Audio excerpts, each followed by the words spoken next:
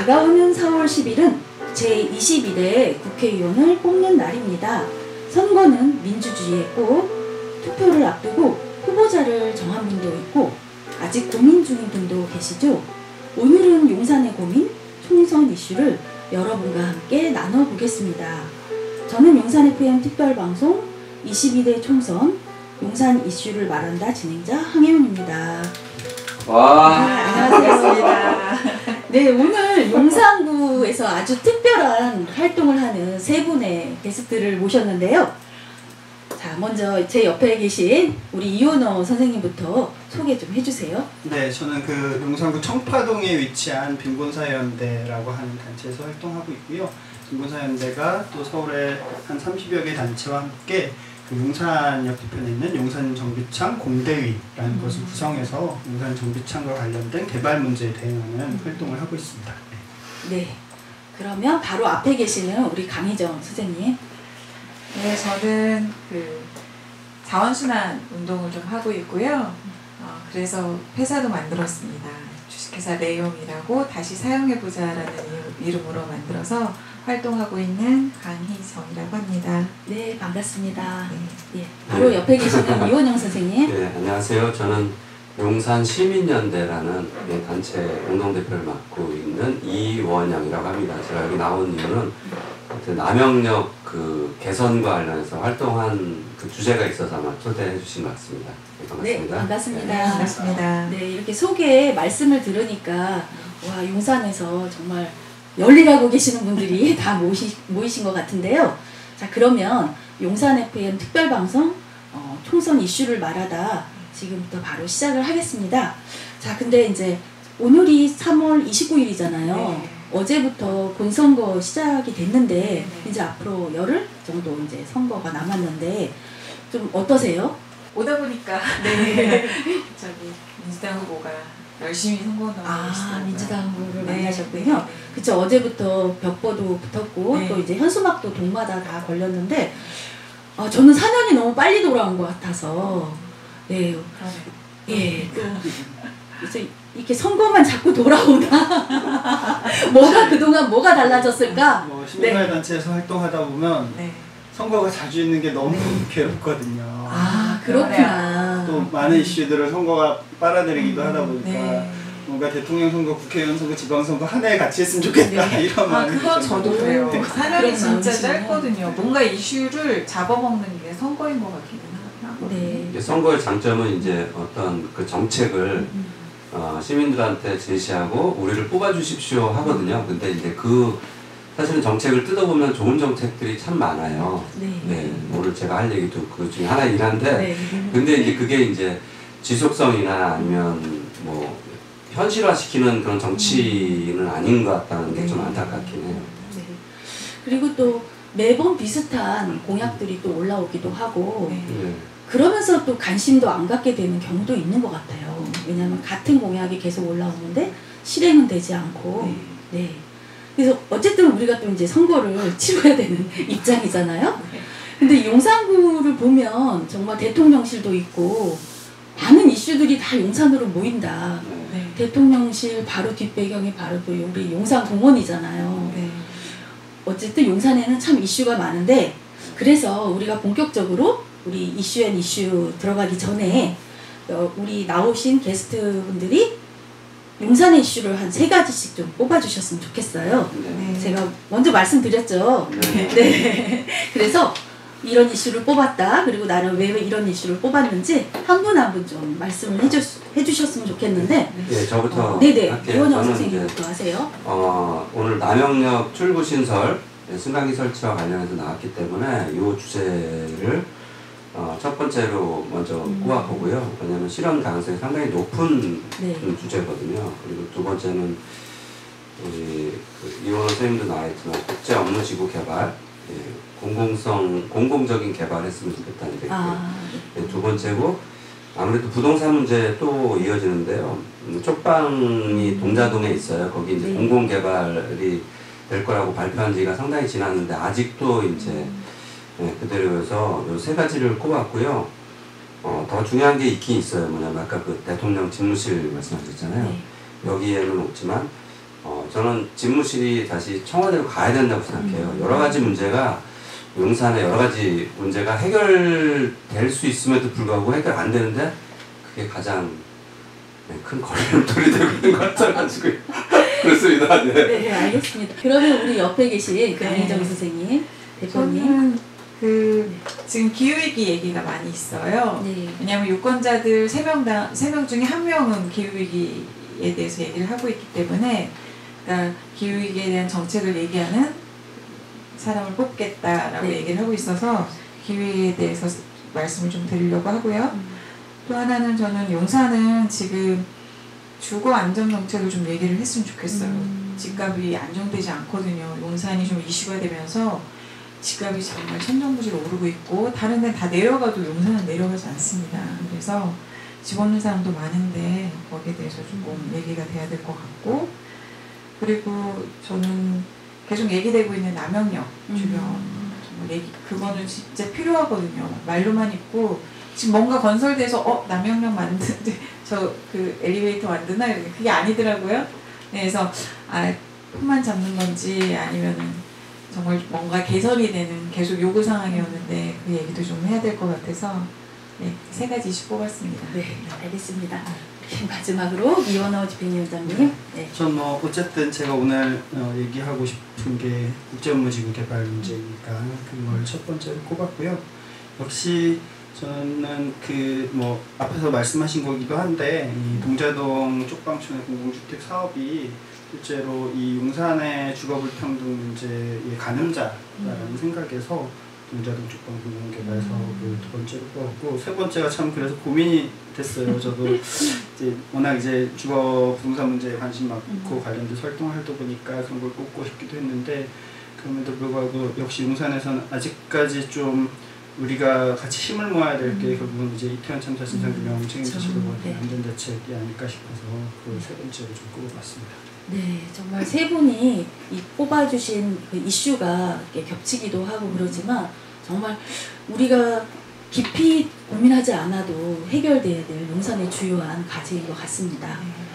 자, 이제 본격적으로 용산의 이슈를 다룬 이슈 앤 이슈 시간인데요. 첫 번째 이슈로 국제업무지구 개발 이대로 좋은가? 네, 먼저 좀 영상을 보고 옆에 계신 집행위원장님 말씀 들어보려고 하는데요. 서울시가 글로벌 경제 위기로 무산됐던 용산 국제업무지구 개발을 다시 추진하겠다고 발표했습니다. 서울시는 용산국제업무지구 개발 계획을 마련해 용산 정비창 일대에 높이 100층 내외의 랜드마크를 건설하고 세계 최초로 45층 건물을 잇는 보행 전망교를 설치하겠다고 밝혔습니다. 또 평균 용적률 900% 수준의 업무 복합과 업무 지원 지역에는 업무 및 기업 지원 시설, 주거와 교육, 문화 시설 등을 만들고 50만 제곱미터 규모의 녹지도 조성할 계획이라고 설명했습니다.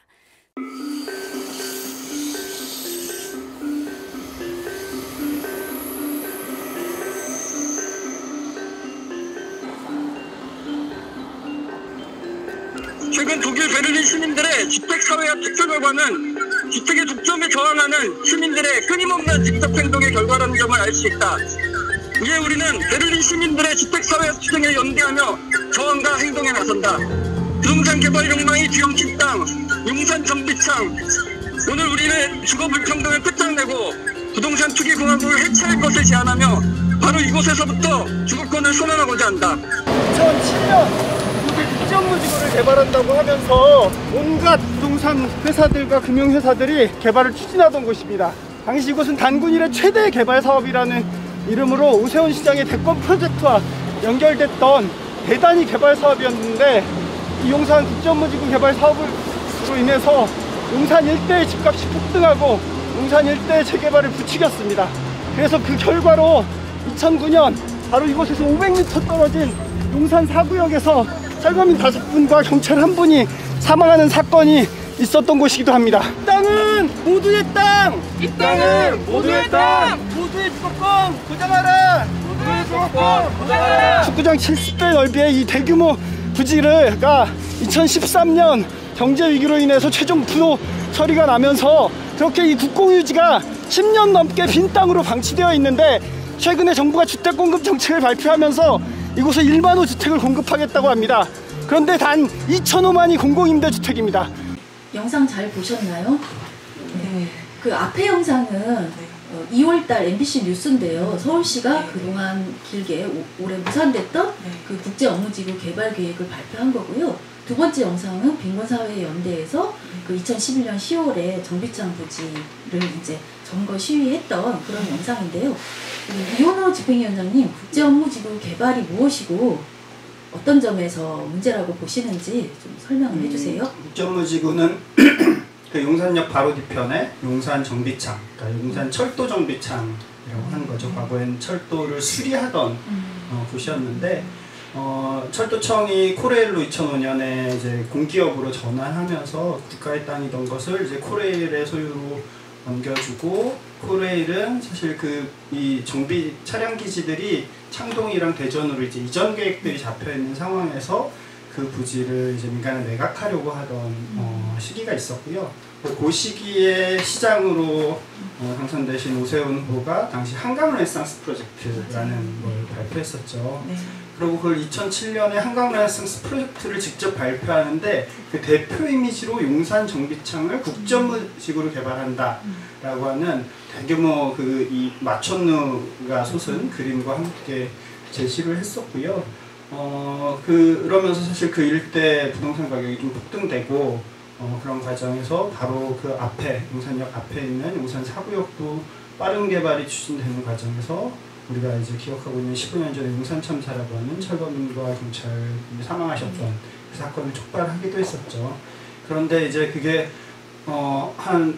당시에는 단군 이래 최대 개발 사업이다 라고 하면서 30개 이 부동산 금융 투자 사업자들이 다 모여서 투자를 하고 서울시도 SH공사를 통해서 투자를 하게 하면서 민간 합작회사를 만들어서 추진했던 건데, 그게 2008년 사실 금융위기 가운데서 그런 사업들을 추진하다 보니까 2013년에 결국은 최종 부도 처리가 나면서 도시개발구역에서도 해제가 됐고, 그게 부도 처리가 나니까 투자자들끼리 소송이 붙어서 그 소송 때문에 재판을 하다가 그게 2016년에 돼서야 최종 대법원 확정 판결이 나서 다시 코레일이 토지 소유권을 회수하면서 다시 이제 개발을 할 수 있는 공간이 됐는데, 거기에 이제 지난 정부에서 주택공급정책을 일부 발표하기도 했었고, 다시 이제 재보궐선거로 돌아온 오세훈 시장이 내가 과거에 추진하다 못다 이룬 꿈 용산국제업무지구를 개발하겠다라고 하고 있는 상황이고요.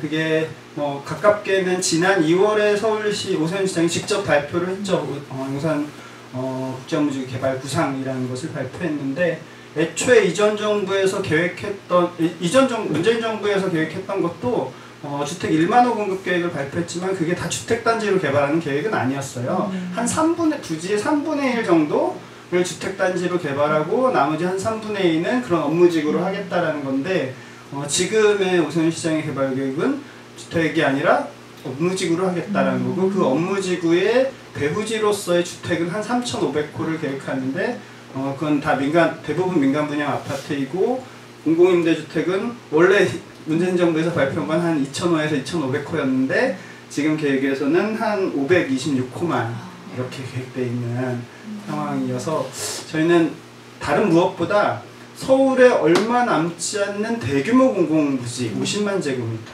이것을 사실상 민간 기업에게 매각하겠다라는 점에서 좀 문제가 있다고 생각하고 있습니다. 네, 잘 들었는데요. 어쨌든 부동산 문제는 서울만, 용산만의 문제가 아니라 좀 전국적인 문제이긴 한데, 특히 이원호 집행위원장님이 공공개발을 강조하는 이유가 좀 있을 것 같아요. 그러니까 사실 명확히 말하면 공공이 한다고 뭐든지 옳다라고 생각하지는 않아요. 네, 맞습니다. 공공이 한다고 해도 사실상 그 공기업의 사익 추구 방식으로 되는 가능성이 상당히 많은 거죠. 그래서 주택을 공공이냐 민간이냐가 핵심은 아니겠지만, 사실상 지금까지 한국의 개발 사업에서 소위 공공이, 그러니까 개발 이익을 누가 가져가느냐라고 놓고 봤을 때 결국은 이 개발을 통해서 공공에게 돌아간 이익이 어떻게 공적으로 분배되느냐라는 게 공공개발에서는 핵심적인 이슈라면 소위 민간개발은 사실상 민간이 개발이익을 독점한다라고 하는 문제가 있는 거고요. 또 민간 합작이라는 방식도 뭐 얘기가 되고 있지만 사실 국제업무지구 과거 방식도 민간 합작 개발이라고 얘기했어요. 우리가 지난 대선에 뜨겁게 얘기했던 대장동 개발도 민간 합작 개발이었던 거거든요. 그러나 결국은 그 개발이익을 사실상 민간이 독점하고 수분양자, 최초 분양자들이 그 개발이익을 독점하고 그런데 그것에 대한 개발이익 환수장치는 제대로 없고 그런데 여기는 그뿐만 아니라 이 토지의 소유권까지도 그냥 민간 기업에게 넘어가는 방식이라는 점에서 좀 문제가 있다고 생각합니다. 동자동과 연계해서도 네, 동장동에 이제 사실은 너무 비인간적인 주거 환경에서 많은 주민들이 살고 있잖아요. 그래서 동자동 주민들이 살 수 있는 공간을 좀 부지를 사실은 용산에서 확보를 한다면 정비창 부지가 되겠다. 그런 얘기도 좀 들어서 이제 여쭤본 거고요. 네. 그러니까 사실 저희가 아까 본 영상에서 저희 단체는 주로 이 주거권과 관련된 활동을 하고 있다 보니까 서울이 17개 광역시도 가운데 유일하게 이 주택 그러니까 그 소유한 사람들이 적은 도시예요. 그러니까 세입자가 더 유일하게 많은 도시가 서울이거든요. 그만큼 서울은 뭐 소위 말해서 반지하 참사나 최근에도 고시원에서 화재로 돌아가신 분이 있었잖아요. 그런 주거 취약계층의 문제도 심각하고 일반 세입자 가구들의 주거 불안도 심각한 곳이 서울이죠. 그런데 서울의 공공임대주택 비율은 7% 전체 주택에 이거밖에 안 되다 보니까 서울의 공공임대주택 공고가 나잖아요. 최소 30, 40대 1이고 많은 것은 단지별로 100대 1, 200대 1까지도 넘어가거든요. 그만큼 공공임대주택의 경쟁률이 상당히 높다는 것은 그만큼 들어갈 사람은 많은데 충분치 않다는 거죠. 그런 면에서 저 대규모 공공택지가 민간에게 팔리지 않는 방식으로 유지된다면 거기에는 공공시설들이 들어가야 되는 거고 그 중에 공공임대주택이나 공공주택이 중요하겠다라는 요구를 하고 있는 거고요. 특히 용산은 주거빈곤율이 용산이 한 15%, 16% 돼요. 그러니까 전체 가구의 15, 6%는 주거빈곤 가구인 거예요. 주거빈곤 가구란 최저주거기준 미달 가구이거나 쪽방 고시원과 같은 주택이 아닌 곳에 거주하는 사람들이 전체 가구의 약 20% 조금 안 되게 있거든요. 근데 용산의 장기공공임대주택 비율은 1%예요. 서울시 평균이. 그러니까 용산이 그만큼 공공임대주택이 적은 거죠. 그렇다면 용산에 있는 저 대규모 공공부지를 개발하는 데 있어서 우리가 공공임대주택도 주요한 하나의 그 공공성을 지키는 하나의 수단인 건데 지금 계획에선 저 축구장 70개 들어가는 곳에 공공임대주택이 526호라는 곳이 좀 너무 문제가 있다. 축구장 720. 70개. 70개. 네. 이제 좀 상상이 가시나요? 얼마나 넓은 공간인지. 여의도 공원의 2배. 네. 근데 저는 사실 실행 가능성도 사실 의문이 들기는 해요. 어떻게 생각하세요? 좀 어떻게 실행이 될 수 있을 것 같아요? 51조가 들어가야 된다는. 저는 그 반드시 방할 그 구상이라고 생각해요. 그러니까 주변 투기꾼들이나 아니면 뭐 이런 부동산 개발을 원하는 사람들한테는 국제업무단지가 들어서면 뭐 좋아지겠네 이렇게 생각할 수 있지만 실제로 전문가들 이야기 들어보면 국제업무단지로서 효용성이 전혀 없다. 네, 뭐 홍콩 뭘 끌어온다 뭐 그런 얘기가 되고 홍콩이나 싱가포르 뭐 그런 얘기를 하는데 이미 우리나라에 들어올 만한 뭐 그런 게 없다고 메리트가 없다고 생각이 들고요. 아마 또 부도나지 않을까 싶고 오히려 그냥 들썩들썩하다가 망할 정책이 아닌가. 실제로 국민들이 바라는 건 조그만 집이라도 안정적인 주거. 사실 부동산 문제가 제일 중요하잖아요. 주거 문제가, 주거권 문제가. 그래서 그런 쪽으로 정부나 정치가 그렇게 움직여야 되는데 참 안타깝습니다. 이게 그러니까 실현 가능성을 두 가지 측면에서 볼 수 있을 것 같은 건데 하나는 정말 그렇게 국제업무단지를 조성할 수 있느냐. 두 번째는 그 조성했는데 과연 그게 분양이 될 것이냐라는 문제인데요. 첫 번째로는 조성을 할 수 있을 것이냐는 사실 이게 워낙 이 넓은 부지를 개발하는 것이고 이것을 이런 대규모 개발 사업을 추진하기 위해서는 대규모 자금 동원력이 가능해야 되는데 최근에 지금 PF 문제가 엄청나게 심각한 상황이잖아요.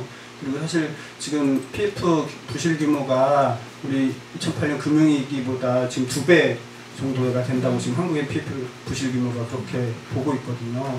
그럼 이 상황에서 사실 대규모 자금 동원을 통해서 개발할 수 있는 기업들이 그렇게 나설 것이냐. 네.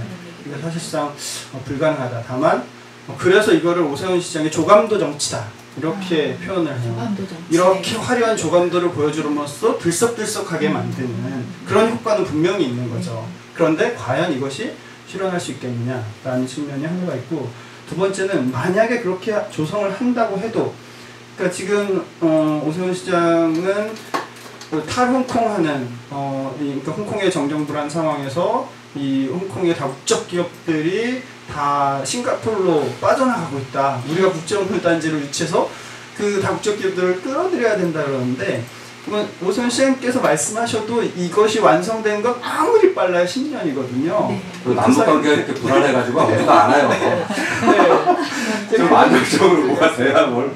또 하나가 이게 사실은 그 도시계획 전문가들 같은 경우 국제업무단지가 들어선다고 해도 되게 제로섬 게임이다. 왜냐하면 지금 강남 업무단지 그쪽도 국제복합단지가 있는 거고, 여의도 금융타운이 있는 거고, 그 다음에 어쨌든 도심권 종로권에 업무단지가 있는데, 그러니까 여기에다 이 국제업무단지로 금융기업들을 유치하겠다는 건데, 사실상 이게 해외 기업 유치보다는 국내에 있는 업무단지들 사이에 제로섬 게임이 될 가능성이 높다라는 거고, 지금 여의도도 국회 이전하면서 금융단지 한다는 얘기를 얼마 전에 하시던데, 그러면 과연 어디가 더? 네, 저도 어제 들었습니다. 한동훈 위원장 얘기하는 네. 거. 자, 우리가 이야기를 듣다 보니까 사실 네. 한 시간을 갖고는 모자랄 주제인데, 네. 여기서 아쉽지만 좀 마무리를 해야 될 것 같아요. 국제업무지구 개발이 네. 사실은 이제 어떻게 보면 그 일반 서민의 일반 주민들, 용산 특히 용산 주민들의 삶과는 사실 무관한 개발이고, 네. 그 개발 자체도 실현 가능성도 희박하고, 과연 국제업무지구 개발을 무엇 때문에 하려고 하는지, 아까 이제 조감도 정치라는 말을 하셨는데 사실 그 효과가 진짜 있기는 있는 것 같아요. 그러니까 내가 직접적으로 관여되지 않았지만 뭔가 용산이 많이 개발이 될 것 같은 그런 분위기 조성 역할은 하고 있다는 생각이 드는데, 사실 그게 전부일까? 그게 우리한테 정말 필요할까? 정말 한번 좀 되물어봐야 될 것 같습니다. 그러면 두 번째 이슈로 좀 넘어가 볼게요. 그때 정말 될 줄 알았어요. 왜냐면 저희 용산 FM에서도 그 구의회 의장님도 모셔다가 이야기를 듣고, 만약에 구청이나 서울시나 철도공단이 말 안 들으면 민원들하고 저희한테 알려주시기도 하고 막 그러셔서 진짜 될 줄 알았거든요. 근데 지금 좀 뭐 소식이 아직은 안 들려오고 있는 것 같아요. 네. 그 얘기 좀 드릴게요. 네. 그래서 먼저 영상 먼저 보시고, 네, 이원영 대표님한테 말씀을 듣겠습니다. 총선을 앞둔 여야 지도부가 수도권 표심을 공략하기 위해 공통적으로 내놓은 공약이 있습니다. 땅 위에 나와 있는 철로를 땅 밑으로 묻겠다는 철도 지하화 공약입니다. 주민 편익을 높이고 대규모 개발로도 이어지는 만큼 선거 때마다 등장한 단골 공약이지만, 선거가 끝나면 흐지부지되는 대표적인 공약이기도 합니다. 그만큼 실현하기 쉽지 않다는 건데 여야 모두 이번엔 다르다고 장담하고 있습니다. 네. 사실 이제 예산 편성권은 이제 구청장께도 가지고 계시고 심의권 이제 의혹 있잖아요. 그래서 이제 내년도 첫 사업을 갖다 준비를 하려면은 올해 예산이 잡혀야 되잖아요. 그렇죠. 그렇기 때문에 우리 주민들이 특히 민원을 더 강력하게 우리 구청장님께 민원을 더 좀 네 군데 국토부, 철도청 이렇게 하고 여러 곳에 집중적으로 민원을 넣으시면 아마 일이 더 쉬워지지 않을까. 그러니까 지금이 8월이니까 8월, 9월 아주 그냥 빡세게 해가지고 10월 달에 예산 편성해서 쫙 하는 거죠. 그러면 너무 좋죠. 영상 보셨죠? 저 영상을 다시 보면서 진짜 어이없다 막 그런 느낌이었는데, 민원 안 내셨나요? 네. 이원영 대표님 말씀 먼저 듣겠습니다.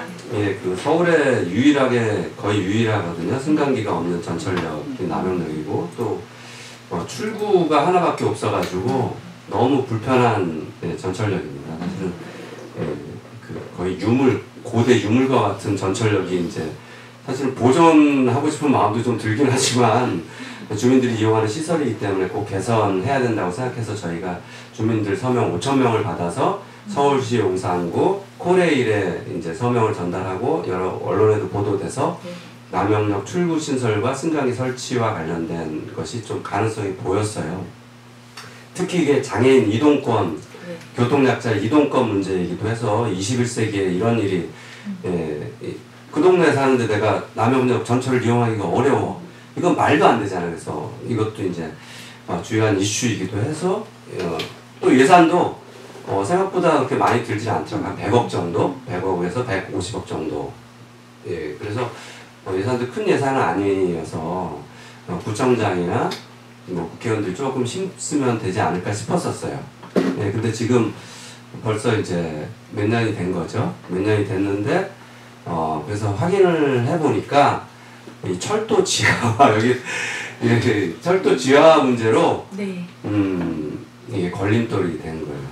그러니까 철도가 이제 지하로 들어가고 남영역이 그러면 이제 지하로 들어가면서 이제 그럴 텐데 왜 쓸데없이 왜 거기다 돈을 쓰냐 이제 그런 논리가 이제 확산이 되는 것 같아요. 그러면서 이제 용산구 입장에서도 좀 기다려 봅시다. 라고 하고 코레일은 용산구가 협조를 안 하고 있다.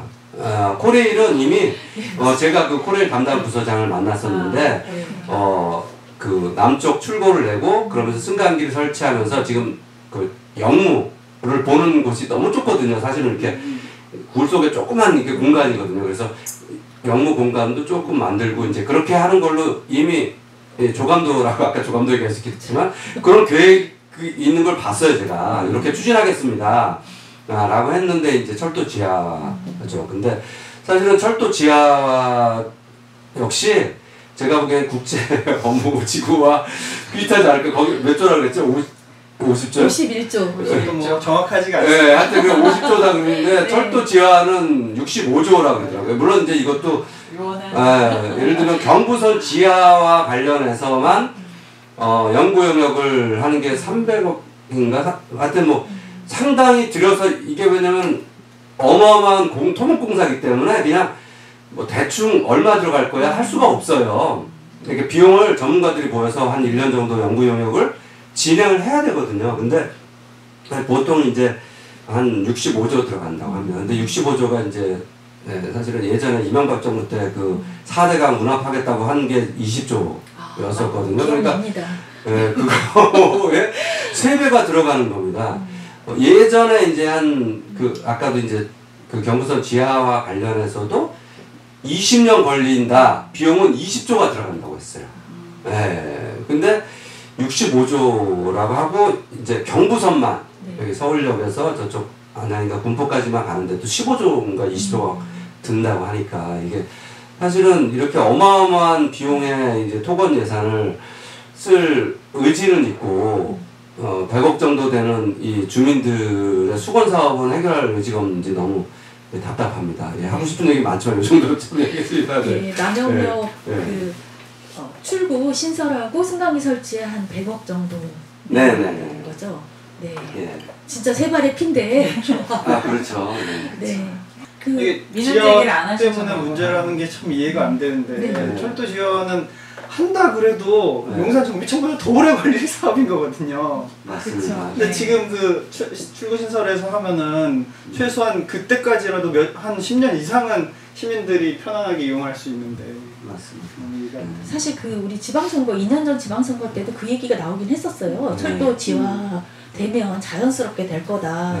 근데 이제 그때는 그런가 보다 했지만 올해 다시 보니까 이 사업도 사실 저는 좀 이해는 잘 안 돼요. 그게 이제 물론 의미나 이런 게 있을 수 있죠. 유휴 공간이 생기고 그 공간을 활용해서 뭐 공원 얘기도 나오고 뭐 건물도 짓고 막혔던 길이 뚫리고 하여튼 뭐 그런 장점들이 없지는 않겠죠. 하지만 이 철도 지하라는 것도 실현 가능성이 좀 난망해 보이잖아요. 네. 근데 그때까지 기다리긴 너무 어렵죠. 그렇죠. 제일 문제가 그건 거죠. 예산도 크고 그렇죠. 언제 될지 모르는 걸 그냥 기다릴 수 없는 거고 뭐 가능하면 빨리 해보겠다고 하는데 저는 사실은 솔직하게 얘기하면 60조를 넘게 들여서 그렇게 지하를 해야 될 필요성이 있느냐. 나중에 지금 사실은 윤석열 정부 들어서서 세수가 한 1년에만 40조, 50조가 덜 거쳐가지고, 네. 지금 복지 문제나 뭐 R&D 예산 막 엄청나게 삭감했잖아요. 네. 어디서 돈을 끌어오려고 생각하는지, 물론 뭐 민자를 유치하겠다고 하는데, 사실은 민자 유치하는 게 그냥 하는 게 아니에요.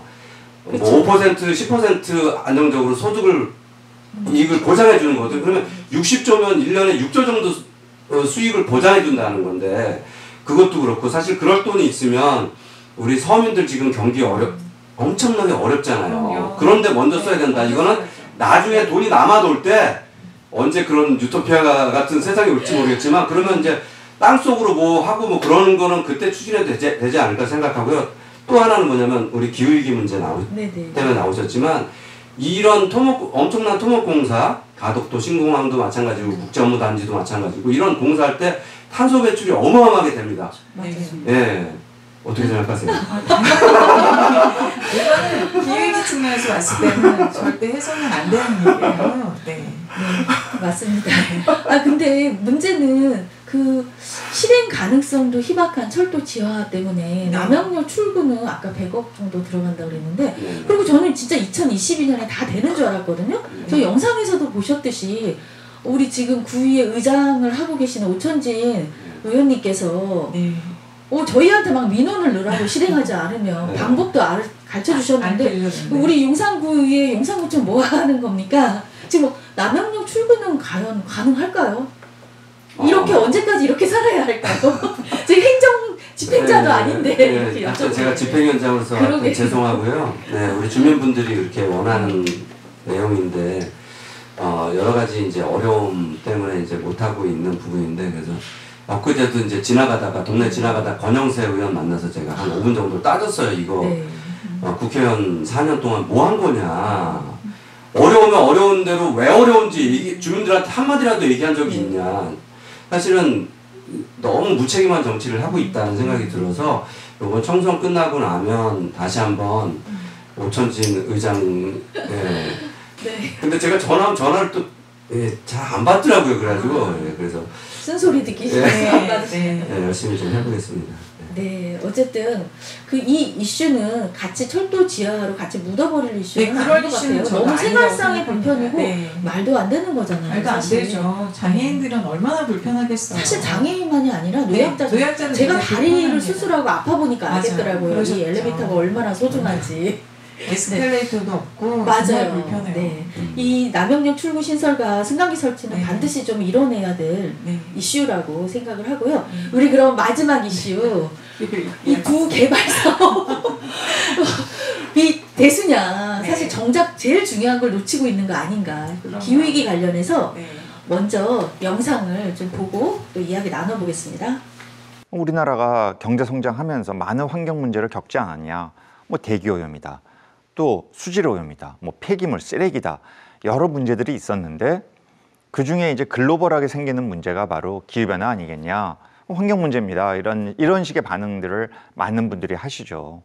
그런데 기후 문제가 경제 문제라고 이야기하는 이유는 두 가지에 근거합니다. 첫 번째는 기후가 변한다는 것은 그로 인한 물리적 피해가 생기는 것이다. 그래서 이것을 우리가 물리적 리스크다, 이런 말을 쓰죠. 그래서 물리적 리스크라는 것은 바로 날씨가 더워지고 너무 가물고 너무 비가 많이 오고 산불이 나고 이런 것 때문에 인간의 삶이, 인간의 생존이 또는 우리의 경제활동에 부정적인 영향을 미치는 상황이 계속 반복되고 있고, 그 피해의 정도가 증폭되고 있다라는 것을 의미하는 것이죠. 38년 전에 젊은 상원 의원은 이제 세계적인 환경운동가로 변신해 올해 다시 한국을 찾았습니다. 그의 눈에 비친 한국은 어떤 나라인지 물었습니다. But Korea is one of the few countries where the cost of electricity from solar and wind has still not fallen below the cost of electricity from burning coal and gas. 이건 사실 우리도 잘 몰랐던 내용입니다. 이 말이 맞는지 세계적인 시장 조사 기관에 물었습니다. 노란색 국가는 태양광 발전이 가장 싼 나라, 연 하늘색은 풍력이 가장 싼 나라입니다. 미국과 캐나다, 영국과 중국은 풍력이 가장 쌉니다. 일본과 호주, 프랑스와 인도는 태양광이 가장 저렴하죠. 우리나라와 인도네시아는 붉은색입니다. 조사 대상 50개국 중 우리나라는 지금도 석탄 발전이 가장 싼 희귀한 나라가 맞아요. 네, 영상 보시니까 좀 어떠세요? 뭐 기후위기는 아까 여기서 얘기한 것처럼 삶하고 직접 연결이 되어 있는데 비근한 예로 최근에 시리아 난민 얘기만 보시면 돼요. 시리아 난민을 기후위기라고 생각 안 하시잖아요. 난민 문제라고 보시잖아요. 근데 사실은 기후위기 때문에 발생한 문제예요. 그러니까 2006년에서 2010년까지 원래 시리아는 굉장히 좋고 비옥한 토지를 가지고 있었어요. 그런데 가뭄으로 인해서 사람들이 이제 먹고 살 일이 없다 보니까 이동을 하게 됐고 그걸로 인해서 내전이 일어났고요. 네.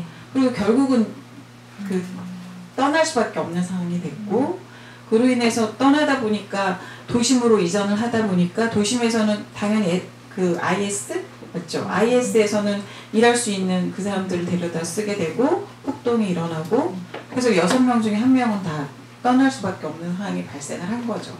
그런 기후 난민이 저희가 될 수가 있어요. 그거는 순식간에 일어나고요. 2010년이면은 불과 13년 전이거든요. 그러니까 그게 4년, 5년 만에 일어난 일이에요. 저희도 기후 위기가 닥치면 금방 일어날 수 있는 일입니다. 사실은 지금 얘기하시면 뭐 국제 업무지구다, 뭐 지금 남향령 얘기하시지만 지금 기후가 바뀌는 거를 보시면 불과 3년 만에 바뀔 수도 있는 문제예요. 저희는 그나마 산이 있고 그리고 3면이 바다로 둘러싸여 있어서 그걸 못 느끼는 거죠. 저희가 아마 그 미국 같은 거대한 땅을 갖고 있었으면 금방 피부로 느꼈을 거예요. 그러니까 중국같이 내륙의 중간에 있으면 많이 느끼고 있죠. 특히 지금 몽고가 그런 상황이거든요. 예전에 큰 목초지였지만 지금 사막화되는 지역이 많고 그럼으로 인해서 황사가 발생하고 그리고 저희가 피해를 보고 있잖아요. 마찬가지 문제라고 보시면 됩니다. 그러니까 기후는 전쟁보다 더 무서운 거예요. 네. 근데 거기에 대한 인식이 없는 거죠. 네. 그러면 우리가 이 문제를 좀 해결하기 위해서 가장 먼저 바꿔야 될 좀 시급한 내용이 뭐라고 생각하세요? 저는 개인의 인식 부족. 그러니까 저거는 좀 우리랑 먼 문제구나라는 걸 해결할 그런 것들이 있어야 된다고 생각해요. 그러니까 저희가 지금 생각보다 많이 플라스틱 배출을 하고 있거든요. 거의 세계 2위의 플라스틱 배출량을 가지고 있어요. 빨리 바꿔야 된다고 생각하고 있고 옷도 거의 패스트 패션의 가장 중심지에 저희 나라가 있습니다. 그리고 저희 나라가 밤에 뭐 굉장히 환해서 좋다라고 얘기하는데 너무 전기를 많이 써요. 지금 탄소 배출량이 저희 세계 1위나 마찬가지예요. 인구 대비하면. 근데 그게 자랑이 아니에요. 인터넷 보면 저희 나라 너무 좋아요. 외국 애들이 와서 얘기하는데 제가 봤을 땐 난민이 표적이 되기 되게 좋은 나라예요. 기후 난민들이 어디로 오겠어요. 눈에 띄는 나라로 갈 수밖에 없거든요. 그래서 저는 기후 난민들이 발생을 하게 되면 저 나라로 가야겠다고 몰려들 텐데 거기에 대한 대책 하나도 없습니다. 저희 나라는 지금. 게다가 저희 나라는 인구가 부족한 상태에서 난민들이 몰려오면 받을 수밖에 없는데 그런 정책조차도 만들어 있지 않아요. 그래서 저는 그런 것들도 만들어야 된다고 생각해요. 이제 바로. 네. 아니 아까 그 영상 보면서 우리나라가 석탄 발전이 가장 싼 나라라는 게 네. 약간 뭐지 이거? 네. 정말 왜 그럴까? 그거는 그럴 수밖에 없어요. 저희는 태양광을 놓기도 어려운 나라고요. 풍력 발전하기도 어려운 나라예요. 그래서 저희 나라 방식의 발전을 만들어야 돼요.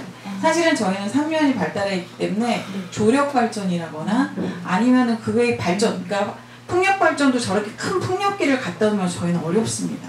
작은 풍력 발전기 설치를 한다거나 이런 외국 나라의 눈이 아니라 저희 방식을 개발을 해야 되는데 저희는 그런 거는 지금 쳐다보고 있지 않고 해외 사례를 도저히 갖다 사용하려고 하다 보니까 비용이 많아질 수밖에 없어요. 저희 나름대로의 방식을 좀 개발을 할 필요가 있거든요. 네, 그거 관련해서 저도 이제 공부를 좀 작년에 기후정의학교도 이제 듣고 하다 보니까 저도 기후 위기 문제에 관심이 많거든요. 왜냐면 에너지 문제를 다 이것도 다 민간에 떠넘기는 거예요.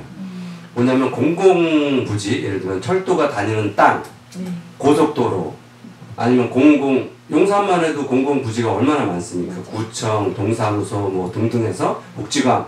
그런데 태양광 발전소 그런 것들을 차릴 수가 있거든요. 공공이 투자해서 사실은 금융에서도 되게 저리로 빌려줘요. 돈을 빌려주기도 하고. 왜냐면 그 이상의 수익이 나는 게 이미 확인이 되어서 그런 걸 정부가 주도해서 해야 되는데 우리나라는 어디 산 깎아가지고 돈 밭에다가 이런 걸 하다 보니까 오히려 태양광 에너지와 관련해서 이게 일종의 혐오시설처럼 되어 있는 이상하게 변해버린 거예요. 이게 참 쉬운 문제는 아닌 것 같은데 어쨌든 근데 핵심적으로 우리나라의 그 재생에너지 비율이 너무 낮아서 이제 대선 때 알리백 얘기가 많이 나왔었잖아요. 어쨌든 제가 생각하기에는 시급한 문제는 재생에너지 비율을 이제 늘리는 게 문제인데 아까 강 대표님도 말씀하셨지만 좀 우리나라에 맞는 방식을 찾아야 된다. 그래서 정치가 중요합니다. 정치 얘기하다가 지금 환경 문제를 지금은 계속 이 상황에서도 신규 석탄 활발전소를 늘리겠다고 하고 있으니까 너무 거꾸로 하고 있는 정치인들이 아무것도 안 하고 있다는 물론 아무것도 안 하고 한다면 기분 나빠할 의원들이 몇 명 있을 거예요. 근데 몇 명. 왜냐면 열심히 목소리를 내는 국회의원들이 있긴 있거든요. 근데 이제 맞아요. 정책도 발표는 했어요. 가장 마음에 드는 건 사실 녹색 정의당인데 녹색 정의당은 그래도 그 기후 대책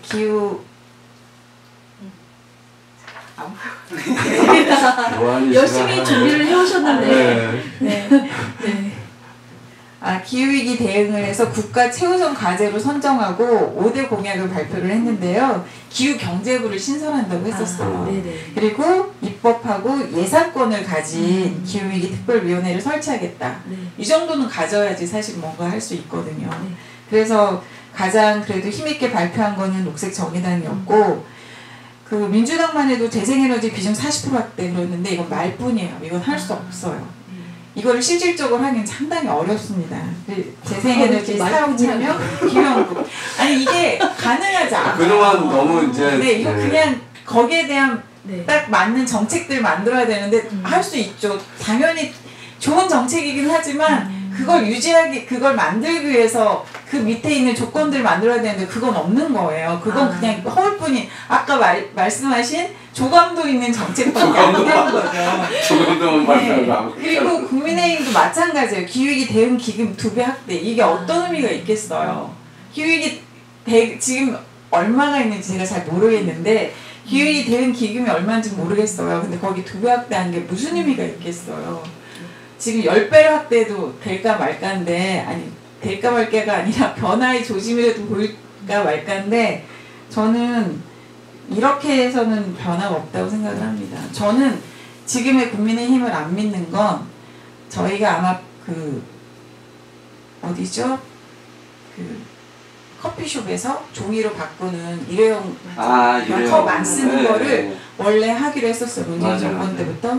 그런데 그거 곧 하겠습니다 하고 미뤘는데 결국은 지난 6월에 원래 하기로 했었는데 완전히 없앴잖아요.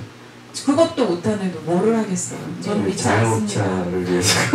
저는 그렇게 바꾸는 걸 믿지 않아요. 갑자기 자영업자. 그러니까 자영업자를 그 대형마트 규제를 풀겠다고 하는 정당에서 갑자기 자영업자 생각을 하고 제가 이명박 정부를 제일 미워했던 게 노무현 대통령이 정말 어렵게 20원씩 50원씩 받아가면서 컵 3년 동안 욕 바가지로 먹으면서 만들었는데 그거 이명박 정부 되자마자 그날 없앴어요. 저는 그거 보면서 야 진짜 그거 보면서 정말 우리나라 이제 정착하기 어렵겠다는 생각했습니다. 그러니까 이게 사실 시민들의 이 기후 문제에 대한 인식은 전 굉장히 높아졌다고 생각하거든요. 뭐 얼마 전에 그 시사인가요? 어디서도 이번 총선에서 가장 큰 화두로 시민들한테 물었을 때 기후 위기 문제를 얘기했고 사실 전 기후정의 행진에 그렇게 많은 사람들이 모이는 것도 되게 신기하다 싶을 정도로 그런데 그렇게 많은 사람이 모이는데 기후정의 행진에 대해서 얘기하는 정치권이 전혀 없다는 것도 되게 놀라울 정도라는 생각이 들었는데 정치인들이 기후 문제를 언급하는 게 물론 기후와 관련된 정책들을 내기는 하지만 또 대부분 한편으로는 이 토건 사업을 위한 그린워싱으로 활용하는 맞아요. 그린워싱으로 활용하는 게 문제예요. 그런 것들로 인식하고 활용을 하더라고요. 용산 정비청도 그린 계속 이렇게 합니다. 그린 개발인가요? 네. 다 개발도 다 그린 개발. 에코시티 만든다고 하고 있어요. 근데 에코시티 만든다고 설명하면서 오세훈 시장이 24시간 불이 꺼지지 않는 도시를 만들겠다. 근데 그거를 시민들을 무시하는 거예요. 시민들이 얼마나 많이 잘 알고 있는데 그게 워싱이 아니라고 생각한다는 게 웃긴 거죠. 네. 우리 이 기후위기 문제를 맞이하여서 가장 이제 중요한 거는 우리나라도 이제 기후 난민을 받아야 되는 처지? 기후 난민이 발생할 수 있는 발생을 할 수 있지만 저는 걔네들의 표적이 될 수 있다고 생각해요. 어쨌든 그런 상황에 놓일 수도 있다. 네. 그래서 정책을 마련해야 되고 기후 정책이 좀 힘있게 사실 목표만 제시하는 게 아니라 실행 계획이 꼼꼼하게 촘촘하게 쌓여 있어야지 실현 가능하다. 그런 말씀을 해주신 거고요. 저희 얘기하면 할수록 사실 기후위기 문제는 너무 답답한 것 같아요. 이걸 어떻게 풀어야 되나.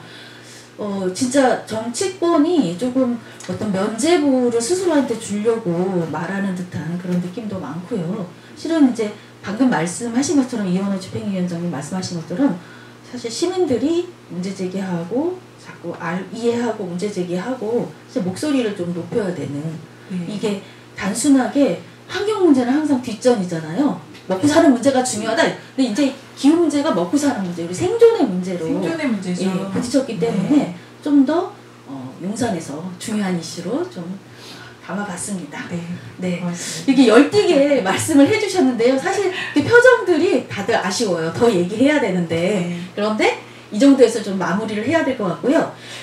그러면 이제 22대 총선, 22대 국회는 어떤 모습이었으면 좋겠는지 한 가지 정도씩 이렇게 돌아가면서 말씀을 해주시면 좋겠습니다.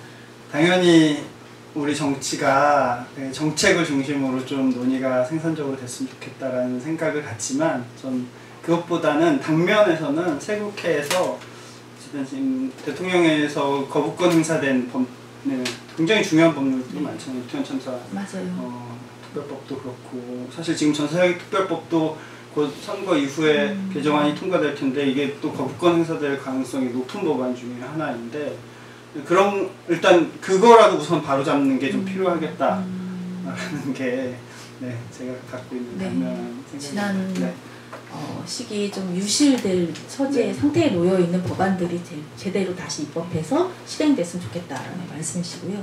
저는 법 앞에 평등했으면 좋겠어요. 다. 누구는 법을 안 지켜도 봐주고 누구는 법을 안 지켰더니 엄청 혼나고 그게 아니라 저 스스로도 마찬가지거든요. 똑같은 법 앞에서는 같이 평등해야 되는데 그걸 다 잊고 사는 것 같아요. 법 집행이 특정 대상으로 너무 편파적이다. 공정한 법 집행이 사실 신뢰를 높이는 신뢰를 높이죠. 그리고 거짓말하지 않는 정치인. 네, 거짓말하니까 하여튼 정치인 하면 거짓말쟁이라는 게 너무 이게 국민들에게 그래서 이제 절망을 심어주다 보니까 크게 기대도 안 하게 만드는 정치를 기대를 하면 실망도 많이 하니까 그런 것 같아요. 근데 이제 사실은 정치가 정말 중요하거든요. 우리 삶을 바꾸고 변화를 만드는데 모든 게 저희가 시민운동하지만 시민운동가들이 주민들과 시민들과 함께 좋은 의제로 이렇게 해주십시오 하면 그거를 정치가 법을 만들거나 예산을 편성해야 그게 실현이 되는 거예요. 그래서 사실은 정치가 그 시민들의 도구, 변화의 도구가 돼야 되는데 시민들에게 군림하고 그래서 사실은 정치인들 그 특권을 없애야 됩니다. 막 재선, 3선, 4선 하고 막 그 정치를 서로 해보겠다고 이렇게 난리 법석을 이번에 떨잖아요. 이번에 보지만 그게 아니라 정말 시민들을 위해 일할 사람들, 자기 특권이 아니라 그럴 사람들 뽑는 그런 구조로 좀 바뀌었으면 좋겠어요. 근데 실제로 유럽 정치인들 보면 그런 사례들이 많잖아요.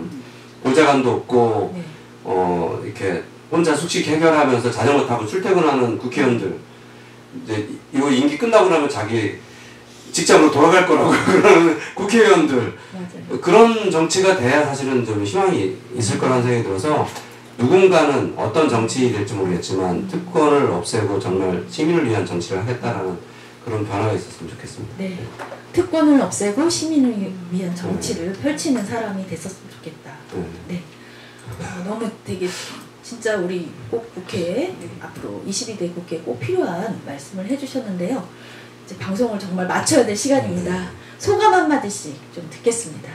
이번에는 우리 강 대표님부터. 네. 저는 지역의 미디어여도 바른 소리를 전했으면 좋겠어요. 최근에 언론들이 너무 바른 소리를 안 전하잖아요. 그러니까 제대로 된 언론을 지역도 만들 수 있다고 생각하거든요. 그래서 저 이번에 총선 방송하는 거 보면서 지역에서도 이렇게 바른 소리를 전할 수 있구나라는 걸 보고 또 오늘 또 총선 이슈에 대해서 얘기하는 거 보고 이런 언론들이 좀 많이 생겼으면 좋겠다라는 생각을 했습니다. 네, 저희 용산 FM이 지역에서 시민의 목소리를 제대로 담는 미디어였으면 좋겠다. 네. 우리 유원영. 네, 저도 공감하고요. 네, 주민들의 이런 생생한 목소리가 이제 일종의 언로잖아요. 언로를 통해서 이제 이야기가 되는데 너무 중앙 정신, 중앙 정치 중심으로 쏠리는 건 절대로 안 좋다고 생각해요. 바닥의 정서가 사실은 훨씬 더 중요한데 그래서 그런 부분 100% 공감하고요. 하여튼 이번 선거는 여러 가지 의미에서 사실은 되게 중요하다고 생각합니다. 그래서 제가 용산 FM 이런 이야기들이 우리 시민들의 마음을 함께 공감하고 이렇게 토론하는 자리였다고 생각이 들고 하여튼 저도 더 열심히 시민단체 활동가로서 열심히 뛰겠습니다. 네, 감사합니다. 우리 이원호 집행위원장님. 총선을 앞두고도 시민들이 우리는 어떤 도시를 원하는가 혹은 어떤 지역을 원하는가 우리가 추구하는 이 도시에 우리 용산의 가치는 무엇인가 를 좀 생각해 봤으면 좋겠다는 생각이 들어요. 화려하고 높은 마천루 빌딩과 상업건물에서 우리가 24시간 쇼핑을 즐길 수 있지만 그로 인해서 오른 집값과 전월세 가격으로 인해서 결국은 도시 외곽에서 즐기기 위해서만 잠깐 들어오는 이 도시를 만들 것이냐 아니면 조금 낡은 것을 고쳐 쓰고 다시 쓰더라도 우리의 삶의 질을 추구할 것이냐 라는 것들을 좀 생각하고 선거에 표를 행사해 주셔도 좋겠다라는 생각입니다. 네, 감사합니다. 어떤 용산을 만들 것인가 중요한 화두를 던져주셨는데요. 한 1시간이 좀 넘었는데요. 이제 방송을 마칠 시간입니다. 이렇게 늦은 시간 함께를 해주셔서 너무너무 감사드리고요. 우리 용산 정비창 공대위 집행위원장님, 이원호 집행위원장님, 그리고 레용 대표님, 강희정 대표님, 그리고 용산시민연대 이원영 공동대표님 함께 해주셔서 정말 감사합니다. 저는 용산 FM 황혜원이었습니다. 감사합니다. 감사합니다. 고맙습니다. 네.